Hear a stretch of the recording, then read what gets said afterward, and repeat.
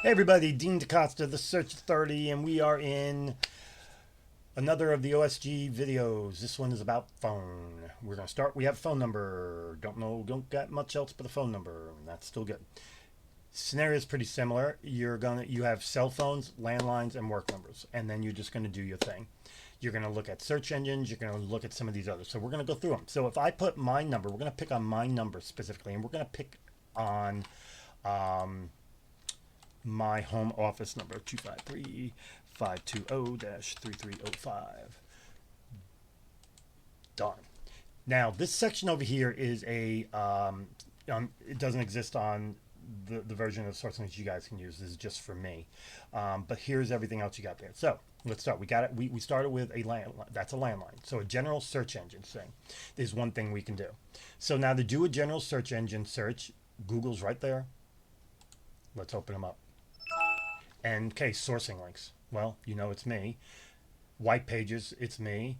You get the idea here. I mean, it's connecting it to me immediately and providing a whole bunch of information. I use this section a lot when I get those email phone calls that I can't understand, or someone says, "Hey, this is so and so from the IRS." I search the number and find out they're in Bangalore, India. Well, I'll help you out. The IRS doesn't have any office. IRS has no offices in Bangalore. So there you go. That's pretty simple. Get you info. Next up is going to be Spy Dialer. Spy Dialer is one of the coolest tools out there, and I'm not going to actually run it. You put a phone number in, and it's going to give you a plethora of choices. So we're going to search real quick. You can look up who owns it. You can get a photo of who owns it, or you can hear their voicemail. And this is the cool part, is hearing their voicemail. That's how you know for a fact it's there. Just because some of these tools say I own it doesn't mean for a fact it's me. But if they have a voicemail and by chance it's one they made, they can get you a lot of info. But like I said, you can find out who owns it. You can find a photo of the person. You can do all sorts of neat stuff. So there you go. Pretty cool. So Spy Dialer is definitely something I'd be looking at using. Then you got phone owner, 411, YouTube. All of that can be done here. I'll open one up just so you can see. 411, Dean DaCosta in my 60s.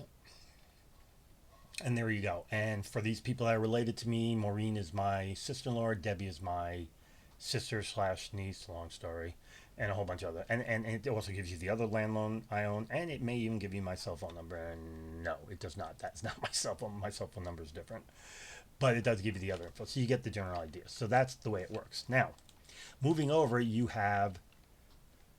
we've already done search. We've done all of these. Now, keep in mind, even though I have these in specific places, that doesn't mean these aren't, you can't cross-populate these. I could use my landline and look at iSeek and see what it gets me if I wanted to. I just chose to put it over here because it does a really good job on work numbers.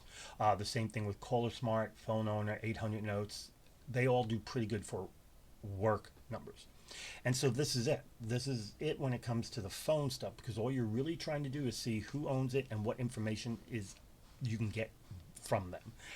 So you can validate a phone number. You might find, validate where they live and all sorts of information. It's just a piece to the puzzle, and that's the key we need to remember.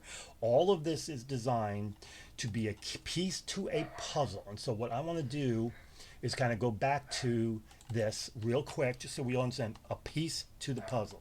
This piece to the puzzle that we're going to enlarge for you guys. Oops.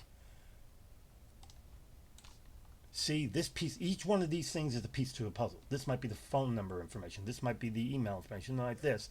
And all of it will come back right there. And that's your full profile of the person you're trying to find, or as we call the target.